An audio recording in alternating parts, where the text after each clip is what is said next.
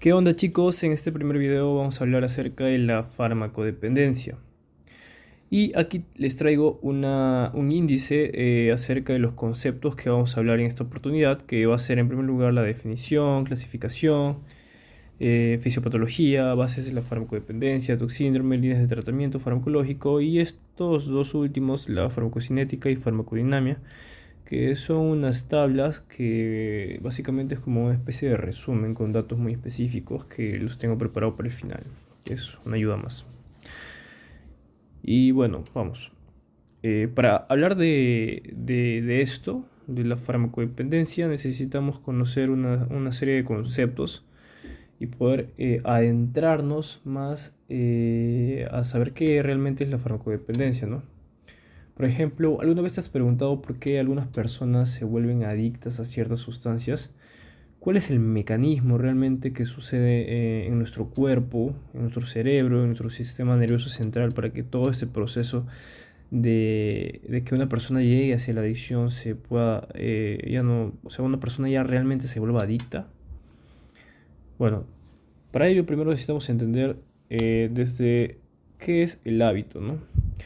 El hábito es un comportamiento repetitivo que se realiza regularmente y a menudo de manera automática. Hay estudios que dicen que un hábito necesita de 21 días para poder desarrollarse, ¿no? Mientras uno repite una acción durante 21 días, se convierte en un hábito, 21 días en promedio.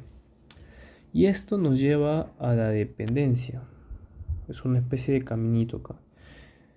La dependencia es una condición en la que una persona necesita una sustancia para funcionar normalmente. Y esta dependencia puede ser tanto física como psicológica. ¿Ok? Y la física se caracteriza más que todo por síntomas de abstinencia cuando se interrumpe la droga.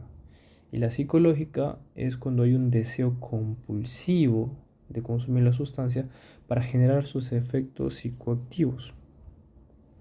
Luego esto nos lleva a ¿qué cosa? La tolerancia. La tolerancia ocurre cuando el cuerpo se adapta a la presencia de una droga, lo que requiere dosis cada vez mayores para lograr el mismo efecto. Ahora, la tolerancia es un proceso de adaptación fisiológica que aumenta el riesgo de sobredosis y dependencia, lo cual nos lleva a un término sumamente interesante, que es nuestro cuarto término, ¿no? Que es el down regulation. El down regulation es un proceso en el que los receptores celulares disminuyen en número o sensibilidad en respuesta a una exposición prolongada a una sustancia.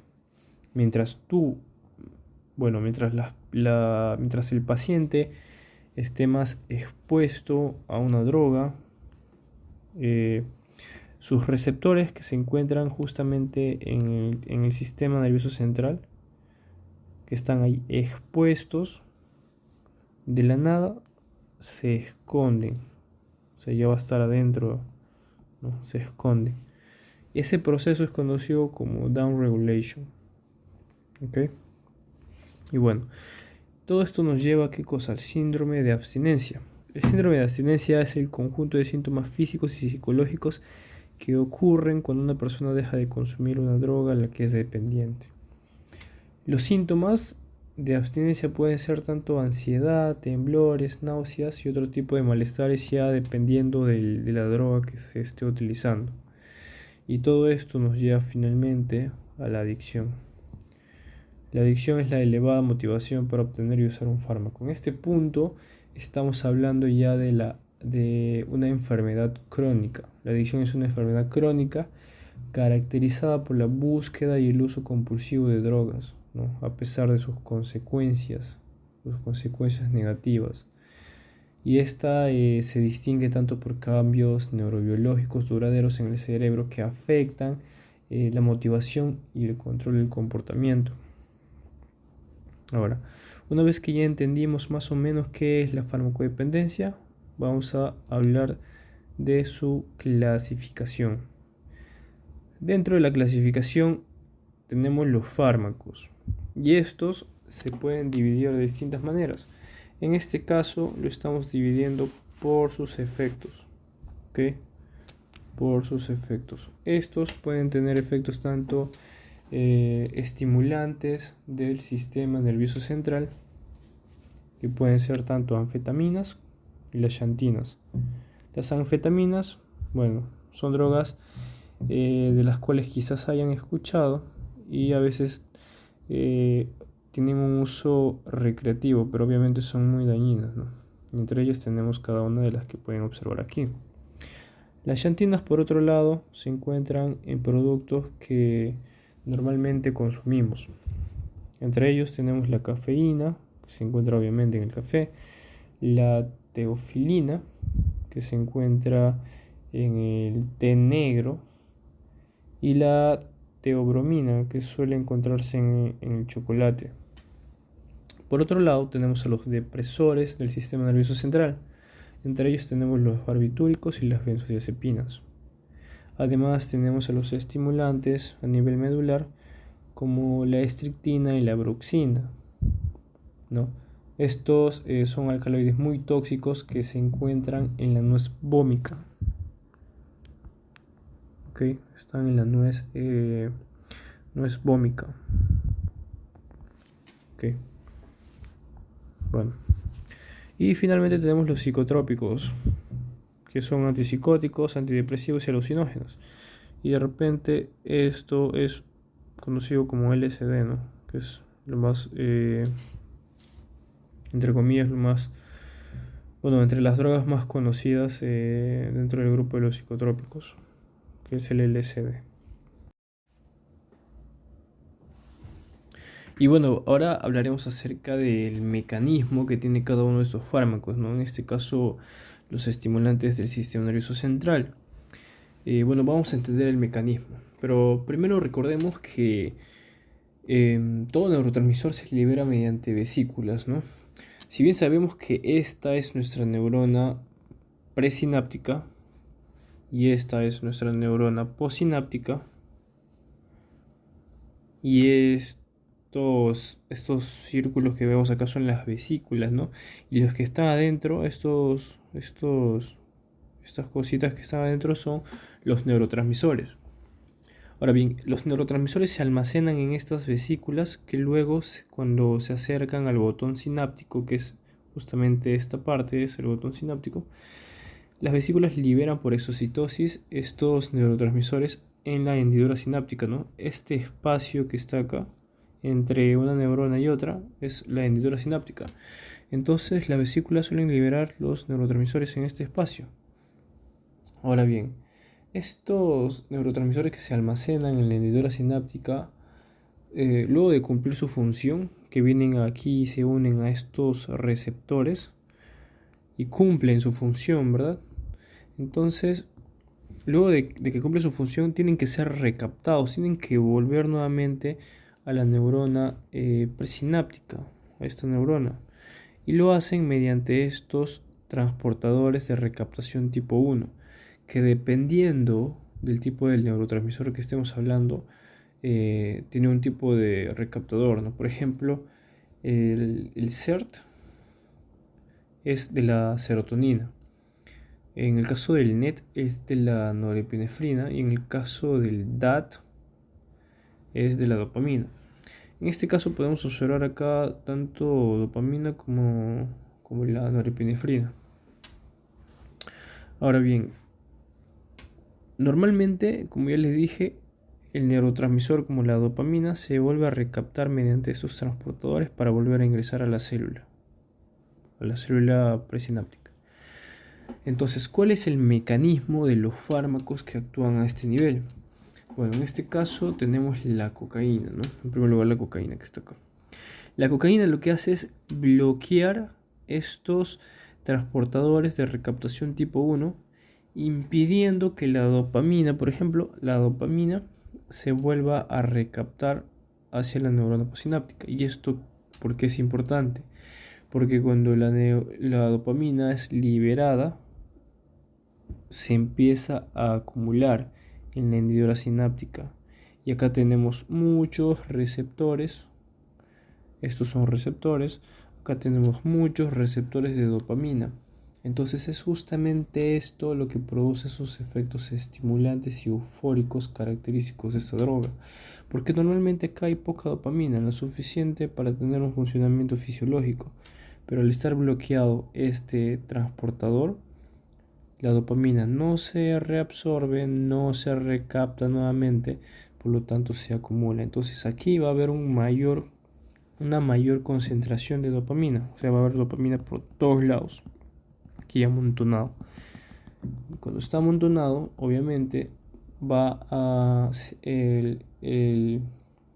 nos va a mantener en un estado estimulante y eufórico, porque nunca se va a acabar la dopamina que está acá y los neurotransmisores van a estar en constante estímulo, ¿no? Van a causar constante estímulo en los receptores que se encuentran a este nivel, ¿ok? Y es por eso, como ya les dije, hay mucho efecto estimulante y eufórico. Pero ¿qué pasa en el caso de las anfetaminas? Lo que hacen las anfetaminas es lo contrario a la cocaína. En lugar de bloquear este recaptador, lo que hace es usarlo para ingresar a la neurona presináptica. ¿Y por qué quiere hacer esto? Ahora, esta anfetamina lo que hace es promueve la liberación de dopamina de las vesículas sinápticas. Acá vemos cómo se infiltra, ¿no? La anfetamina, acá está. La anfetamina se infiltra, incluso se infiltra dentro de las vesículas sinápticas para estimular la liberación de la dopamina. De esta manera también, como hay mucha liberación de dopamina, exceso de dopamina en su liberación, también va a aumentar la concentración en la hendidura sináptica, ¿ok? Y esto obviamente nos va a mantener también en un estado estimulante y eufórico. ¿Está bien?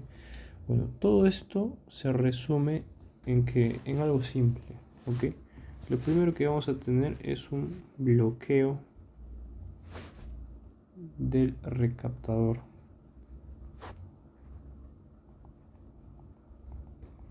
En este caso estaríamos hablando, por ejemplo, de un recaptador DAT. Y bueno, eso sería, ¿no?, en el caso de la cocaína, ¿no? En el caso de las anfetaminas, en lugar de bloquear este recaptador, lo utilizan para ingresar, ¿no? Luego, ¿qué pasa?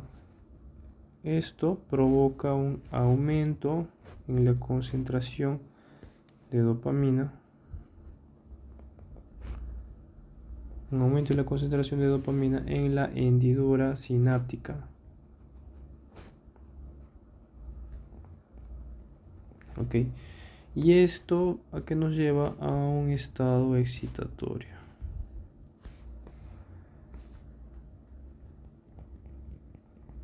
¿Ok? Nada más. Todo se resume en esto. Y ya está. Nada más. Este es el mecanismo de los estimulantes del sistema nervioso central. Muy bien. Ahora, con respecto a los estimulantes del tronco encefálico, como en este caso hemos tomado la picrotoxina, lo primero que tenemos que saber en este caso es el funcionamiento normal. El ácido gamma aminobutírico, también conocido como GABA, va a ser el principal neurotransmisor inhibitorio en el sistema nervioso central, ¿ok? Y su papel es importante porque ayuda a regular la excitabilidad neuronal. Y esto es fundamental para que haya un equilibrio tanto en la excitación y la inhibición en el cerebro, ¿ok? Ahora bien, el receptor GABA, este receptor GABA va a ser un canal iónico que cuando es activado por el GABA, lo que va a hacer es permitir la entrada de iones cloro a la célula. Y cuando tenemos cloro en la célula, este causa una hiperpolarización de la membrana, lo que inhibe la excitabilidad neuronal.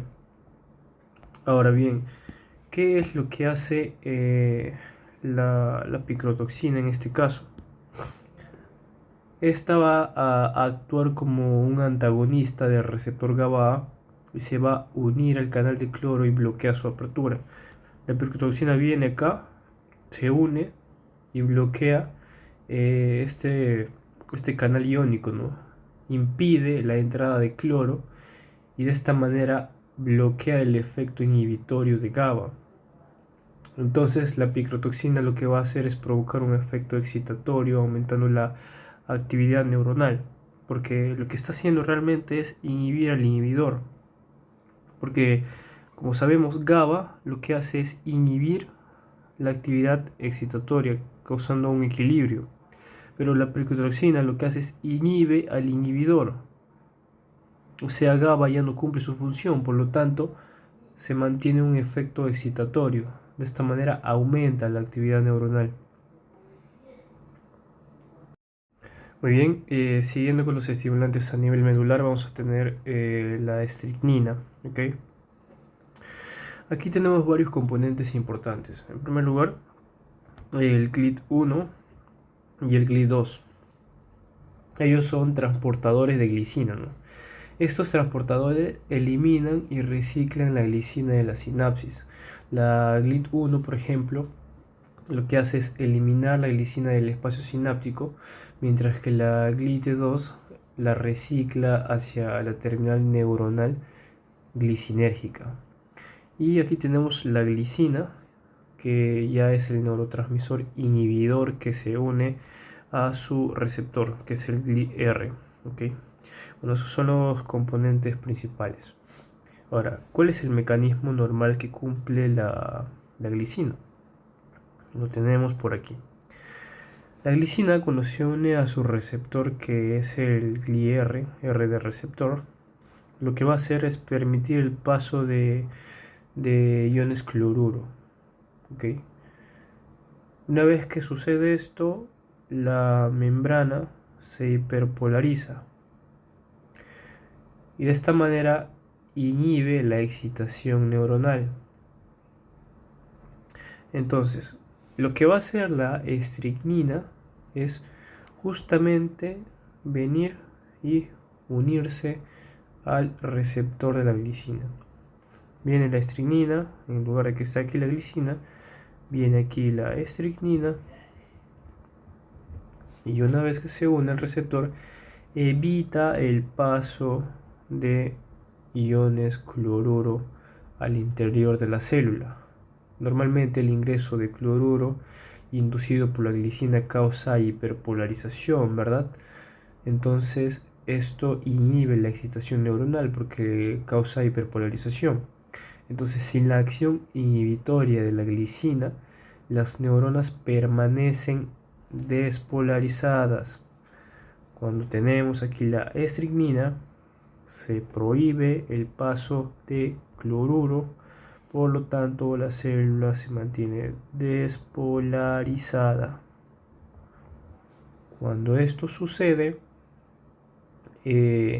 tenemos un potencial de membrana más cercano al umbral de disparo, resultando en una mayor excitabilidad neuronal. Y esto nos puede llevar tanto a dos cosas: espasmos y convulsiones.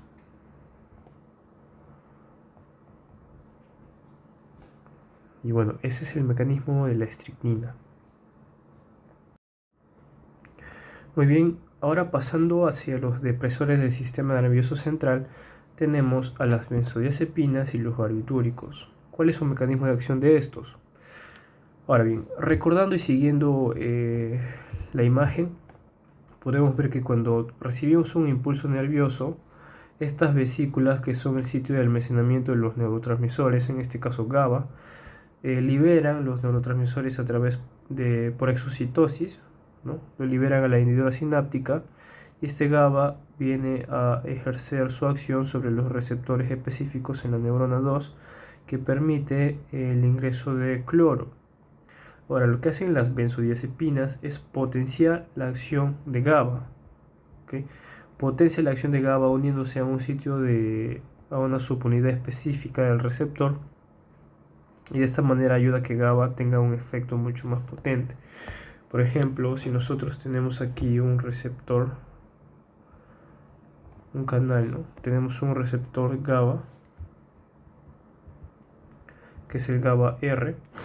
Cuando viene GABA, el neurotransmisor, lo que hace es unirse acá y causar el paso de iones cloro, y de esta manera tiene un efecto inhibitorio porque causa una hiperpolarización de la membrana. por lo tanto disminuye la excitabilidad neuronal, resultando en sus efectos sedantes, ansiolíticos y convulsivos, ¿ok? Y lo que hace la benzodiazepina no es ir en contra de GABA, no va en contra de GABA. Lo que hace una benzodiazepina es simplemente venir por acá y unirse a un sitio específico del receptor GABA, que es la subunidad alfa y gamma. Subunidad alfa, gamma. Eso nunca se olviden. Las benzodiazepinas se unen en un sitio específico, donde en la subunidad alfa y gamma. Y lo que hacen es potenciar la acción del neurotransmisor GABA, ¿ok? Esto aumenta la frecuencia de apertura del canal, ayuda a que este canal se abra con mayor frecuencia, permitiendo mayor pase de iones cloruro al interior de la célula, permitiendo una mayor hiperpolarización de la membrana, o sea, un efecto mucho más potente. De esta manera tenemos esos efectos sedantes, ansiolíticos y convulsivos. ¿Okay? Ahora, de manera muy similar, en el caso de los barbitúricos. Los barbitúricos lo que hacen es muy similar a lo que hacen las benzodiazepinas. Estos se pueden unir tanto a la subunidad beta como a una subunidad alfa. ¿Okay? Pero lo que hacen ellos es potenciar la acción del GABA al aumentar la duración de la apertura del canal de cloruro. ¿Okay? Acuérdense que las benzodiazepinas lo que hacen es aumentar la frecuencia por la que el canal se abre, pero los barbitúricos aumentan la duración de esta apertura del canal de cloruro. Se hace que el tiempo de la apertura del canal sea más amplio. Acuérdense, esa es la diferencia entre una benzodiazepina y un barbitúrico. Las benzodiazepinas hacen que el canal se abra con mayor frecuencia, o sea, una vez, dos veces, tres veces, cuatro veces, cada vez se abre a cada rato. Los barbitúricos hacen que este canal se mantenga abierto por un tiempo prolongado. ¿Okay?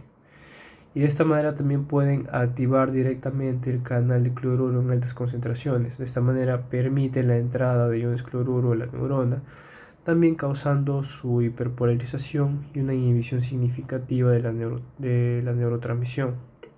Esto también resulta en los efectos sedantes, hipnóticos, anestésicos y anticonvulsivos. ¿Okay? Ese es el efecto de las benzodiazepinas y los barbitúricos.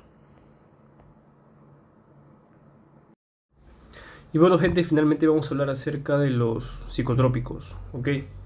En primer lugar tenemos a la ketamina, que suele utilizarse como un anestésico general, pero también es una droga de uso recreativo.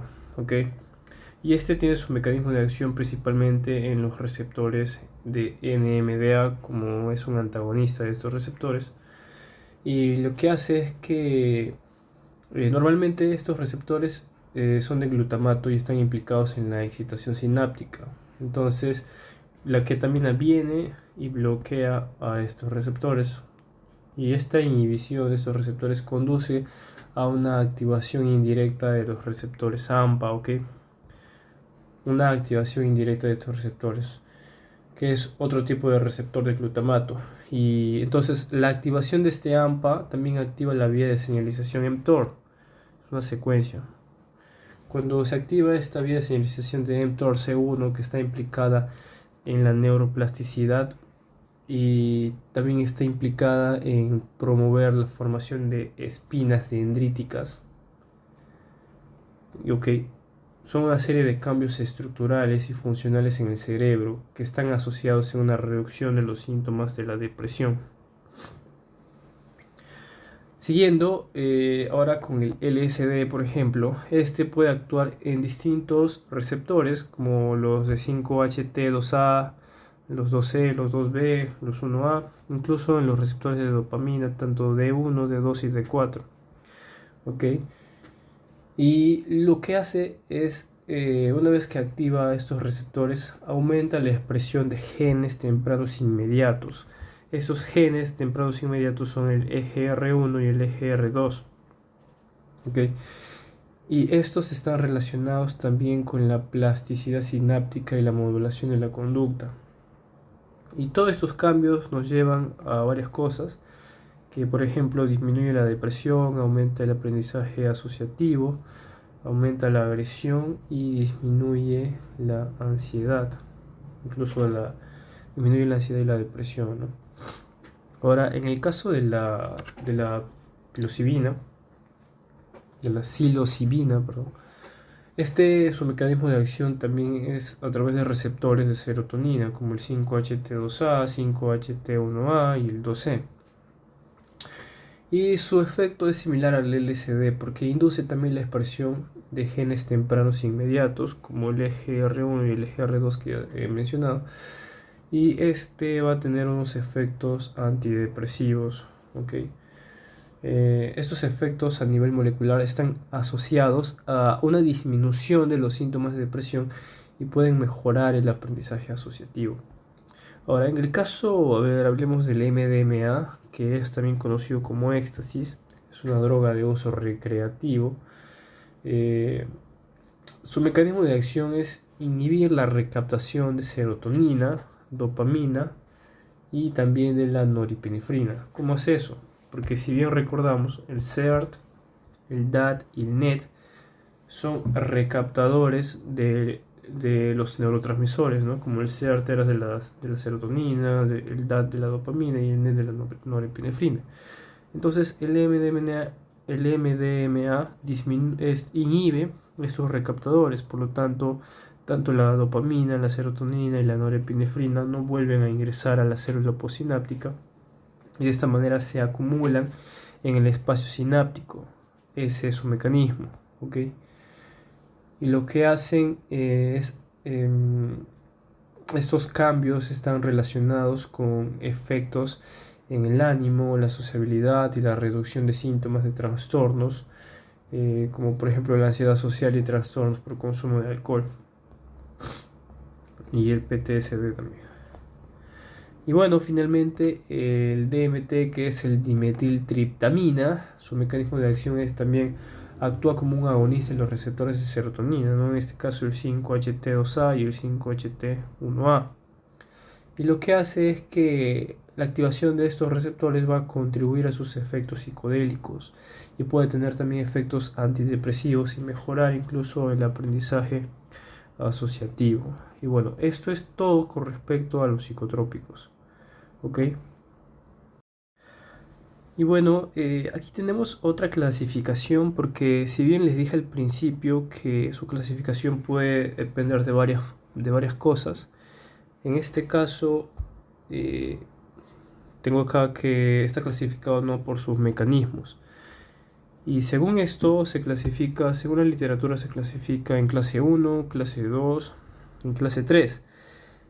La clase 1 tenemos los fármacos que activan los receptores acoplados a proteína G.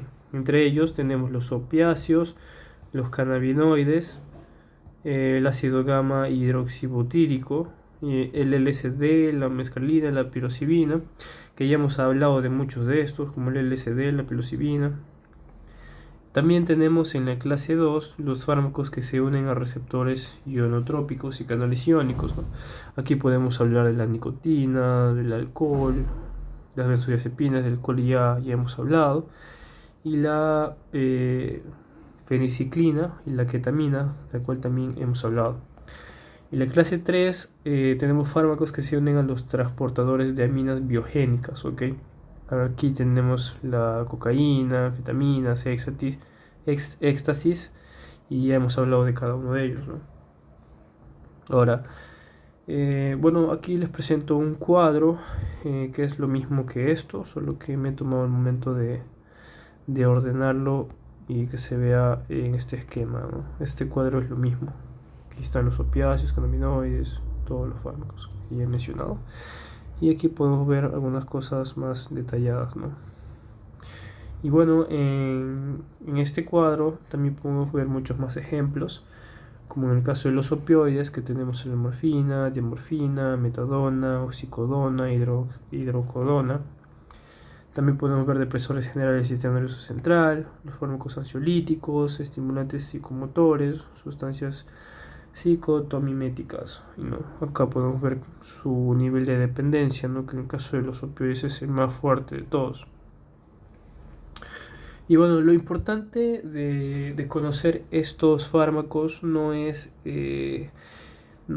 para memorizarlos y ponernos a hablar necesariamente de cada uno de ellos, ¿no? Todos los que los he mencionado anteriormente, los mecanismos que hemos estado revisando, son solo ejemplos para poder nosotros finalmente conducirnos a lo que es la farmacodependencia. Cualquier fármaco que provoque un estímulo, ya sea excitatorio o depresor, puede causar farmacodependencia. Y todos los fármacos que hemos estado revisando solo son ejemplos para llegar hasta este punto que creo yo que es el más importante, ¿no? Que es las bases de la farmacodependencia relacionados con el sistema de la motivación y la recompensa. ¿Ok? El sistema de la motivación y la recompensa es un conjunto de estructuras y procesos neuronales que impulsan y regulan los comportamientos dirigidos a obtener recompensas, ¿ok? Ya en términos prácticos, este sistema se encarga de varias cosas. En primer lugar, identifica recompensas. Ok, identifica recompensas. Va a evaluar los estímulos como puede ser, por ejemplo, los alimentos, puede ser agua, actividades sociales, dinero, drogas, etcétera, ok. Y estos son considerados valiosos o gratificantes para el organismo. Ahora bien, en el segundo punto es que este sistema se encarga de la motivación para la acción. Ok, motivación para la acción.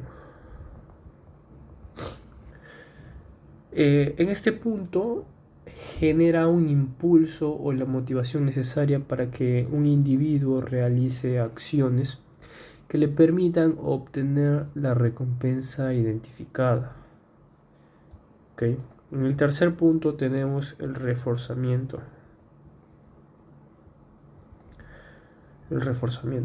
En este punto, cuando se obtiene la recompensa, el sistema refuerza el comportamiento que llevó a ello, ¿no? Aumentando la probabilidad de que el comportamiento se pueda repetir en un futuro. ¿Okay? Esos son los 3 puntos importantes a saber del sistema de motivación o de recompensa. ¿Está bien? Pero ahora, ¿cómo es que este sistema funciona realmente? Lo que va a pasar acá es que primero tenemos que saber de qué está compuesto este sistema. ¿Ok? Y está compuesto realmente por varias regiones cerebrales. En primer lugar, tenemos por ejemplo la corteza prefrontal, que está acá. Corteza prefrontal. Tenemos también el núcleo accumbens, que está acá. Tenemos el área tegmental ventral, que está acá. Tenemos el hipocampo. Y tenemos finalmente a la amígdala. ¿Okay? Pero ¿qué es lo que va a pasar acá? A ver, por ejemplo, supongamos que nosotros tengamos hambre y se me apetece una torta de chocolate. Yo tendré que moverme y dirigirme hacia la torta de chocolate, agarrarla y comerla. Ahora, lo que ocurre en el sistema de recompensa es que el cerebro reconoce la situación, ya sea cualquiera que nos pueda generar placer, ¿ok? Y lo que hace es que nos pongamos en movimiento para ir por lo que queremos. Y todo esto empieza en el área tegmental ventral. Todo empieza en el área tegmental ventral. ¿Okay? Esta es una fuente principal de neuronas dopaminérgicas que proyectan al núcleo accumbens. ¿Okay? Proyectan al núcleo accumbens. Y también, obviamente, otras áreas del cerebro que están involucradas en la recompensa y la motivación. Pero lo que va a hacer es que libera dopamina, porque la dopamina es el neurotransmisor de la motivación por excelencia. Esto es importante. Puede haber muchos neurotransmisores, ¿ok? Pero en este caso, en el sistema de recompensa, la dopamina es el principal neurotransmisor de la motivación, ¿ok? Entonces, lo que va a hacer es que libera dopamina hacia el núcleo accumbens, que actúa como un interlocutor entre la motivación y la acción. Y esta a su vez va a enviar la señal hacia la corteza prefrontal, ¿ok? La corteza prefrontal que está más que todo involucrada en la toma de decisiones y en la evaluación de las consecuencias de las acciones, que ayuda a planificar y ejecutar comportamientos que están dirigidos a la obtención de recompensas. ¿Ok?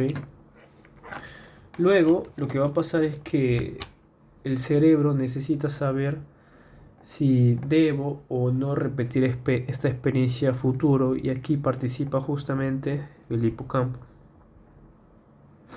que es un productor de recuerdos, y también participa la amígdala, ¿ok? Que procesa las emociones y está involucrada en la valoración emocional de las recompensas y también en la formación de recuerdos asociados a ellas. Entonces, al mismo tiempo, estas dos estructuras eh, están conectadas en el núcleo accumbens. ¿Ok? Estas dos estructuras están conectadas en el núcleo accumbens. Y de esta manera la amígdala aprueba o desaprueba la experiencia, generando gusto o asco para así repetir o no la experiencia. Y aquí participa el hipocampo, que guarda la información para reutilizarla en el futuro. ¿Ok? Ahora bien, en el caso de las drogas, estas liberan grandes cantidades de dopamina, por lo que se degrada más lentamente. Entonces esto genera que nos empuje a buscar más de esta sustancia, haciendo que estemos más cerca de generar una adicción. Entonces, de esta manera, muchos estímulos asociados nos impulsan a querer consumir. Por ejemplo, el hecho de que cada vez que yo esté con mis amigos, siempre consumamos alguna droga, el cuerpo asocia esto, y con el simple hecho de que estemos con amigos será un impulso para incitarnos a consumir sustancias. Entonces, de esta manera funciona el sistema de la recompensa. Y bueno, aquí tenemos el síntesis de la dopamina, que, bueno, en primer lugar tenemos a la tirosina, que es transportada al terminal presináptico y convertida a L-dopa por la enzima tirosina hidroxilasa, que es esta enzima, para que luego el L-dopa pase a ser dopamina por la dopa descarboxilasa.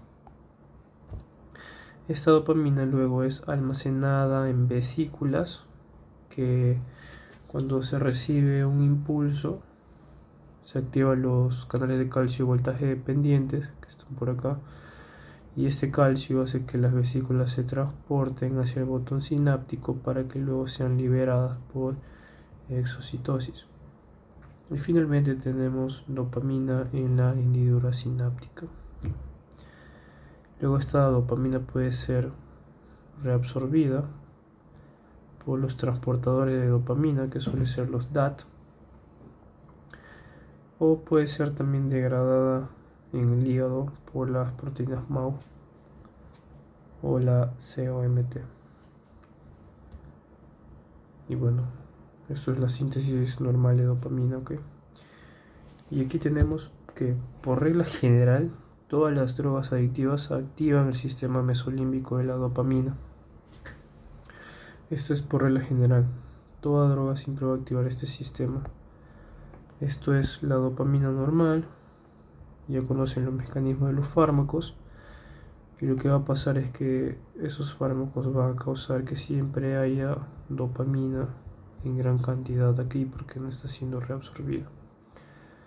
Y esto va de la mano con el sistema de la motivación y la recompensa, ¿no? Por otro lado, bueno, tenemos aquí este siguiente cuadro que explica justamente eso. cómo las drogas adictivas aumentan los niveles de dopamina, ¿verdad? Por ejemplo, mientras uno ingiere alimentos, los niveles de dopamina en la hendidura sináptica y que están acoplados en sus receptores son muy pocas, ¿no? Estos son los receptores y esto es la dopamina. En la hendidura sináptica hay muy poca dopamina. Entonces, mira la diferencia cuando se consume cocaína. Miren la cantidad de dopamina que está en la hendidura sináptica. Miren la cantidad de dopamina, miren la cantidad de receptores que están siendo ocupados por la dopamina. Y mira cómo bloquea los transportadores, que la cocaína está bloqueando esos transportadores de dopamina para evitar que sean nuevamente absorbidos, ¿no? Para que eviten que la dopamina vuelva a ingresar a la célula después de cumplir su función. Entonces ahí se puede ver, ¿no?, la gran diferencia. Y bueno, por acá también tenemos un cuadro que, ¿no?, mide la liberación de dopamina en el núcleo accumbens inducido por diferentes reforzadores necesarios y vacíos, ¿no? Entre ellos tenemos, por ejemplo, el alimento. Podemos observar acá de rojo que no hay mucha liberación de dopamina cuando se consumen alimentos. En el sexo, bueno, es un poco más elevado. En el alcohol, ligeramente también está por ahí, de color amarillo. La nicotina también causa liberación de dopamina. La morfina es un poco más elevado y prolongado. Y la cocaína es el nivel más alto, ¿no?, de liberación de dopamina. Y esa es la gran diferencia entre lo normal y lo que no es normal. Bueno, acá tenemos el mismo cuadro. Y ahora en este cuadro podemos ver también qué es lo que le pasa al cerebro si continúa consumiendo drogas. Este es el mecanismo que hablé al principio, que es el down regulation, que es una disminución en los transportadores de dopamina en un adicto a las metanfetaminas, ¿ok?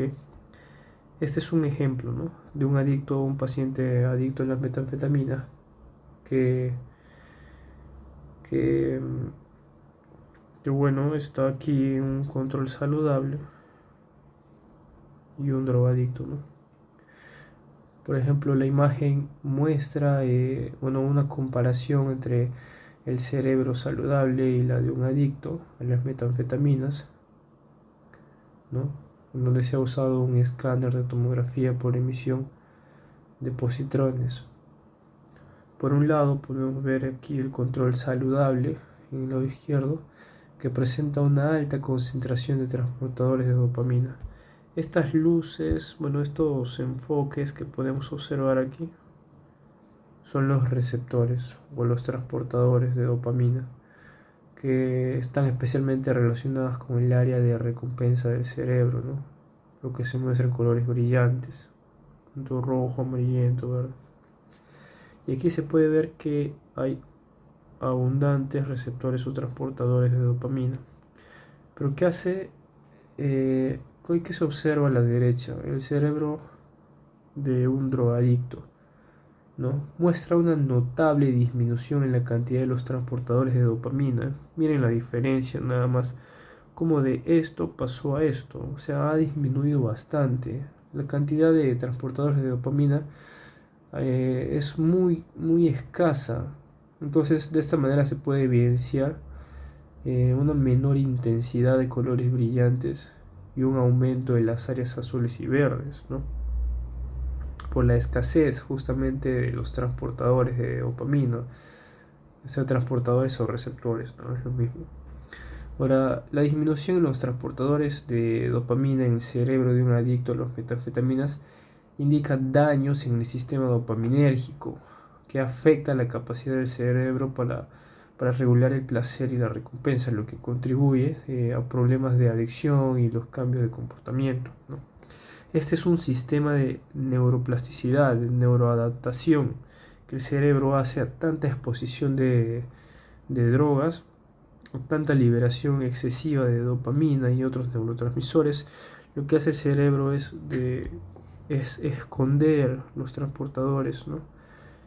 Por eso se ve la diferencia acá en que es muy notable, ¿no? La diferencia de una disminución muy importante de los transportadores de dopamina.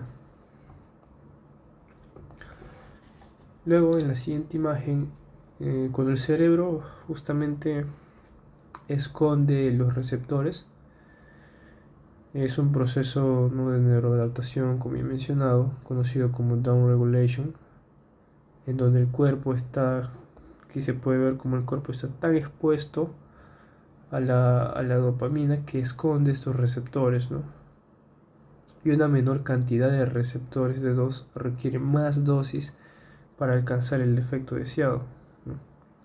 Aquí, por ejemplo, estos receptores están escondidos y ahora se requiere una mayor cantidad de dosis para alcanzar un efecto deseado, ¿no?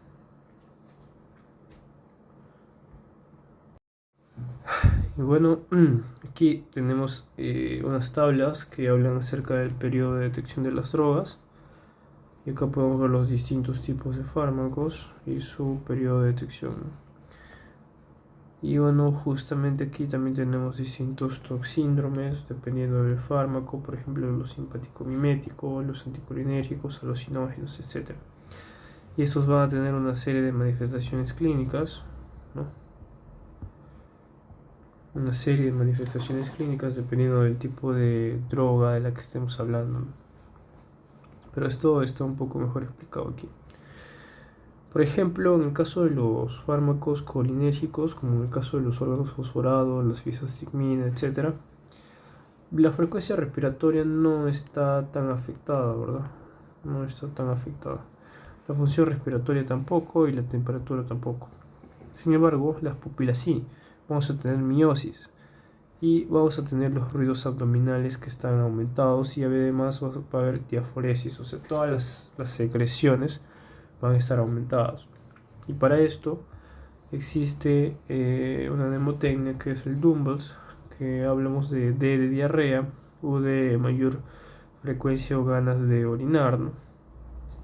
M de miosis, de debilidad muscular, la B de broncorrea, bradicardia, la E de emesis, que es ganas de vomitar, milagrimación y salivación, ¿no?, que está relacionado con la diaforesis porque todas las secreciones se ven aumentadas. Y su antídoto para esto es la atropina, principalmente, ¿no? Es su antídoto, es un anticolinérgico. Pero ¿qué pasa? También te puedes intoxicar por fármacos anticolinérgicos, ¿no?, como la atropina y otros que están aquí. Y aquí la frecuencia, la frecuencia cardíaca sí se ve afectada, la función respiratoria también. Bueno, aquí no hay muchos cambios realmente. Y la temperatura también se ve afectada, aumenta. Aquí hay midriasis, los ruidos abdominales disminuyen y la diaforesis también disminuyen. El antídoto para los anticolinérgicos es la fisostigmina. Luego también tenemos los adrenérgicos, ¿no? Entre ellos los más principales son la cocaína o epinefrina. Aquí va a haber un aumento muy importante de la frecuencia cardíaca, va a haber un aumento de la frecuencia respiratoria, va a aumentar la temperatura, vamos a tener midriasis, va a aumentar todo literalmente. Aumenta todo, aumentan los ruidos y aumenta la diaforesis, todo aumenta. Ok, y aquí hay una mnemotecnia acerca de sus manifestaciones clínicas, que tenemos acá midriasis, ¿no? Midriasis, va a haber angina de pecho, porque va a estar aumentada la frecuencia cardíaca. También va a haber agitación por un aumento de la frecuencia respiratoria, arritmias también relacionado con el aumento de la frecuencia cardíaca, taquicardia también, hipertensión y mucha sudoración relacionada más que todo al aumento de las secreciones, ¿no? Y lo que vamos a usar en este caso, su antídoto van a ser las benzodiazepinas. Ahora, en el caso de los betabloqueantes, que bueno, puede ser el propanolol, el carvedilol y otros betabloqueantes también.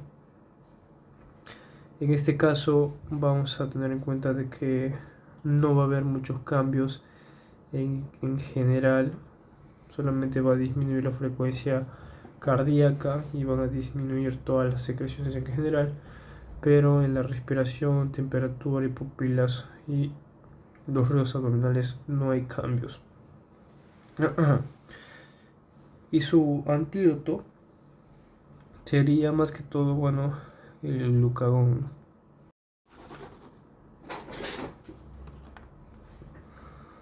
Y bueno, siguiendo con los fármacos, en el caso de los opioides, por ejemplo la morfina, tramadol, la morfina,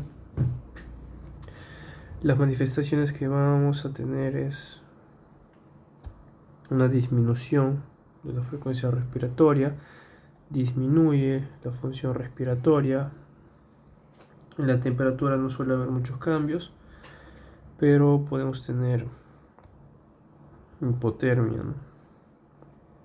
Y en el caso de las pupilas tenemos miosis. En el caso de los ruidos abdominales van a estar, bueno, reducidos, y también vamos a tener una disminución de las secreciones, ¿no? Que va a haber por una hipotermia. Y para eso tenemos una triada también, en donde vamos a presentar depresión respiratoria, depresión del sensorio, miosis puntiforme o convulsiones y retención urinaria, ¿no? Síntomas muy característicos por intoxicación de opioides. Y su antídoto suele ser naloxona y la naltrexona de primera línea. Y bueno, también en el caso de las benzodiazepinas, como el diazepam, clonazepam, el prazolam, también hay una depresión de la frecuencia cardíaca, depresión de la función respiratoria, en temperaturas no tenemos cambio, pupilas tampoco, pero sí hay una disminución de los ruidos cardíacos y una disminución de la diaforesis, ¿no? Aquí vamos a presentar hipnosis poco profundas, ataxias, somnolencias y disartria. Y en este caso el antídoto de primera línea es el flumacenilo. En este cuadro podemos ver lo mismo, ¿no? Pero otros ejemplos, por ejemplo, en los anticolinérgicos también tenemos a la succinilcolina, el mivacuridium, también tenemos muscarínicos antagonistas como la atropina, la escopalina, la omatropina, ¿no? Y así distintos ejemplos también, ¿no? Y aquí también nos especifica más cosas, que hay un aumento de la frecuencia, que no hay cambios, aumento de la temperatura, en las pupilas también hay cambios, los ruidos peristálticos no hay mucho cambio, bueno, reducen los ruidos peristálticos. Y así en este cuadro también puedes sacarle captura de repente y leer un poco más acerca de los toxíndromes.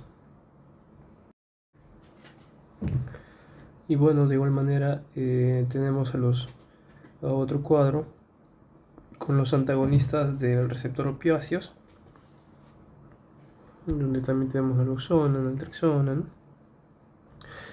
Y el mecanismo de acción de cada uno de estos. Pueden sacarle captura si quieren a este cuadro y leer un poco más acerca de ello, ¿no? Para tener un poco más de detalles.